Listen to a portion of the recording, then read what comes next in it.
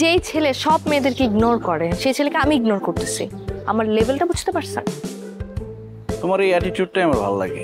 Madam, আপনার কি boyfriend আছে?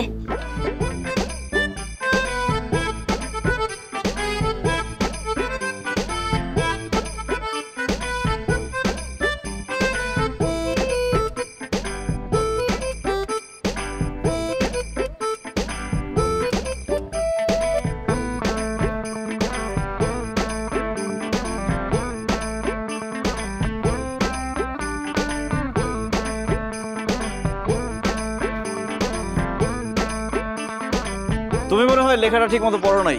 বানান ভুল লেখা হলে সেটা আমি পড়ি না। যাই হোক, আমার এই গাড়িতে ওঠার জন্য কত মেয়ে লাইন ধরে থাকে, কিন্তু আমি তাদের পাত্তা দেই না। তাদের পাত্তা না দিয়ে আমি তোমাকে পাত্তা দেওয়ার চেষ্টা করতেছি, আর তুমি ওকে ইগনোর করতেছো কেন? যেই ছেলে সব মেয়েদেরকে ইগনোর করে সেই ছেলেকে আমি ইগনোর করতেছি। আমার লেভেলটা বুঝতে পারছেন? তোমার এই অ্যাটিটিউডটাই আমার ভালো লাগে। আমাকে যেতে দেন। চলো না, নতুন গাড়ি কিনছি, খুব কমফোর্টেবল সিট। সাফওয়ান ভাই, আপনার এই শো অফ কি কখনই অফ হবে না? শোনো, পৃথিবীর সব মেয়ে আমাকে ভাই বলবে, কিন্তু তুমি আমাকে ভাই বলবা না। আর আমি কোনো শো অফ করি না। আমার বাবার টাকা আছে, আমি দেখাবো না? ঠিক আছে, আপনার বাবার টাকা আছে, আপনি দেখান। আমাকে বাসে যেতে দেন। 3 মিনিট লাগবে গাড়িতে যেতে। চলো।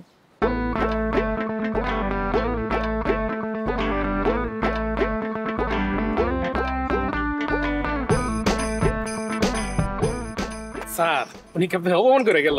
না মানে আপনার চেহারাটা দেখে কেমন হইতেছে? আপনি অপমানিত হয়েছেন। তুমি যে লেখাটা লিখছো সেটাই তো ভুল। হাঁটা স্বাস্থ্যের জন্য ভালো, ক্যালোরি বার্ন করাও ভালো। আর তুমি কি লিখছো? তোমার মতো ভোটকার কাছ থেকে এর থেকে বেশি আশা করা যায় না।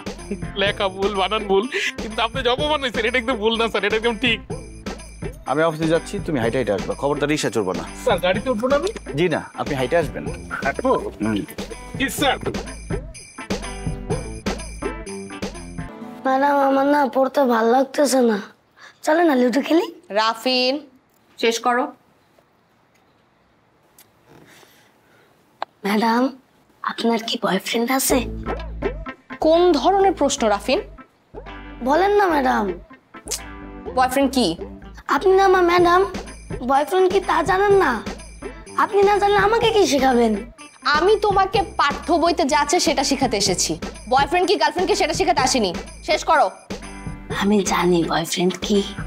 তাহলে তুমি আমাকে বলে দাও বয়ফ্রেন্ড কি? বয়ফ্রেন্ড মানে রাতে সবাই যখন ঘুমিয়ে যায় তখন মোবাইলে ফিস ফিস করে কথা বলা আর উম্মা উম্মা দেওয়া। তুমি এসব কোথা থেকে শিখলে? নীলাপপির কাছ থেকে শিখেছি।